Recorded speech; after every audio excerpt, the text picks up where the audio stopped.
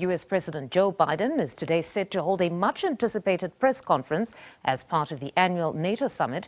This is amid growing calls for him to drop out of the presidential race with his advanced age of 81 and his overall health being among the reasons some want him to pull out. Sophie Mkwena, SABC News International Editor, joins us now for this discussion on today's press conference and other related matters. Good evening, Sophie. It's a very important day for President Joe Biden. He'll be unscripted today, fielding tough questions from journalists. And this, of course, is the first time since that presidential debate. What is at stake today?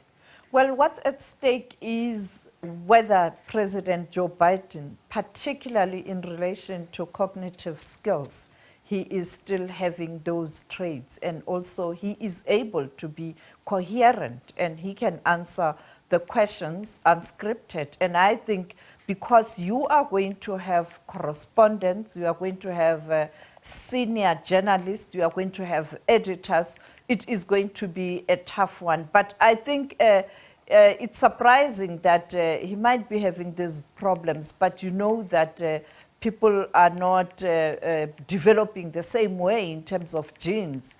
And you know that when you look at, let's take, for example, South Africa, when you look at a former president, Jacob Zuma, who is 82, he is still very coherent, and even the body language. You look at the former President Thabo Mbeki, he's still very, very coherent, even when he had that challenge, the health scare, some few days before the elections, but still he was able to record messages, he was still coherent.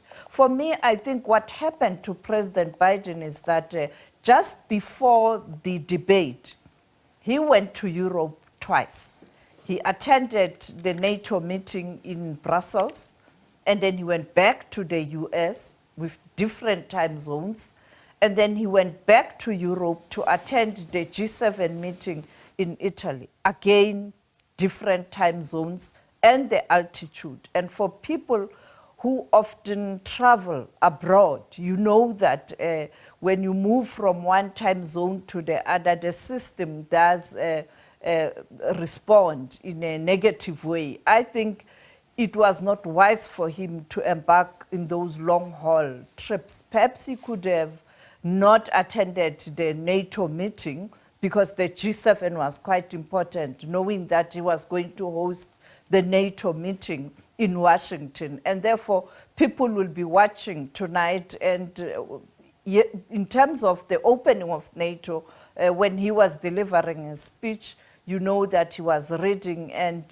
he performed very well. Yeah. But now it's a different story. Mm-hmm. Then, Sophie, on NATO's support for Ukraine, many are saying even though there may be no announcement of Ukraine joining NATO, but it's inevitable. Yes, we expect President Biden, just before that much talked about the so-called boys presser, to engage with the president of Ukraine, Zelensky. And we expect him to emphasize support, but also what the United States of America's view, his administration in particular, will be in terms of assisting Zelensky. You know that he has already made a commitment that he is going to give Ukraine military wear, and particularly for the Air Force.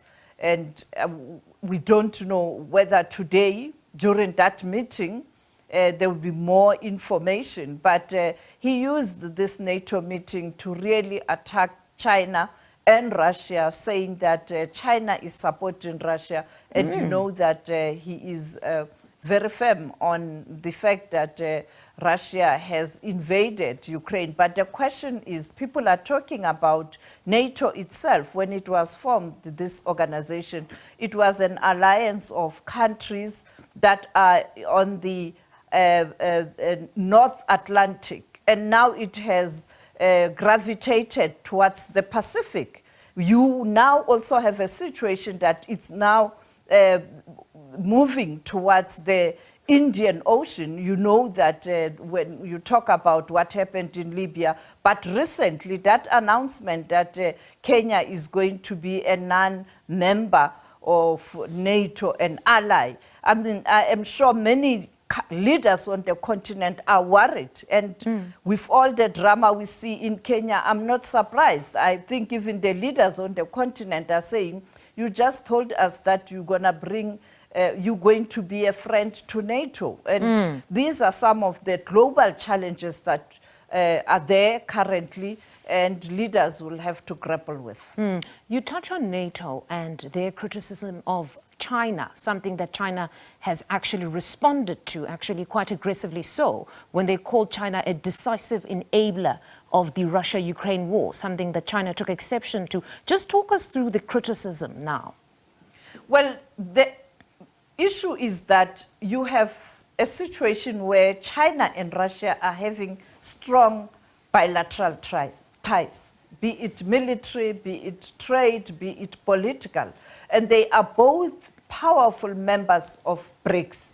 And therefore, the relationship has been strengthened. You know that President Putin was in China recently. And therefore, that relationship doesn't sit well with America in particular, the very same country that has issues with China in relation to the tech sector. And also, you have a situation where the concern is that China is also assisting Russia with arms or with military capability. But we know that Russia can assist China. Russia is the most developed country when you look at military capability. Not so much. China is also developed, but there's no way Russia can depend solely on China. And therefore, you have that kind of a situation. But also the issue here is the United States of America a shopkeeper of the world still in terms of determining who interacts with who? And these are some of the issues that doesn't really make sense to other countries. We know that many countries have pointed out that much as they respect the United States of America and they do business with United States of America, they have relationship with United States of America. The issue of the who big brother interact with who, it's up to respective countries, and foreign policies of countries are different. Sophie, I want to bring it back to Africa now, Kenya in particular. We understand that President William Ruto has fired half of his cabinet. What exactly is going on post that protest? Today he made an announcement. He has fired all the ministers, only the Minister of Foreign Affairs, you know, they call them the secretaries, and also the Prime Minister. And he is going to make an announcement. He's talking about almost like a inclusive government where he's going to interact with all political formations, maybe watching what's happening in South Africa. We do have what we call government of national unity, but for him, he says it's a broad-based government. So every country will use a different concept or theme in terms of describing when you bring in all parties to be part of the government. But for me, it's not surprising. We saw him with the former Prime Minister Raila Odinga.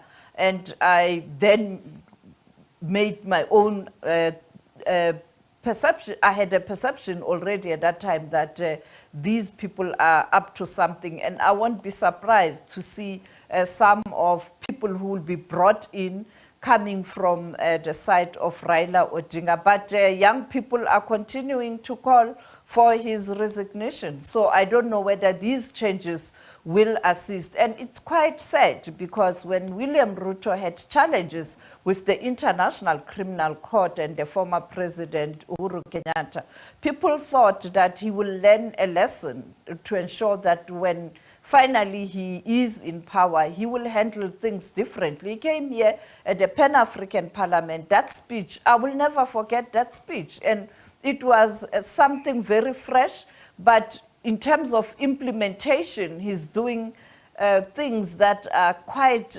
surprising. And look where he is now. And it will be very difficult for him to be able to campaign for the second term. And I don't know how is he going to be able to turn the situation around, because Kenyans are quite active. They know where they come from. They've been involved in the democratic processes, and I can't see him winning this one in terms of what lies ahead. And let's wait and see what's going to happen. But he has actually fired all the ministers. All right, it is all we can do, just wait and see. Sophie, thank you very much for your time this evening. That's SABC News International Editor Sophie Mkwena.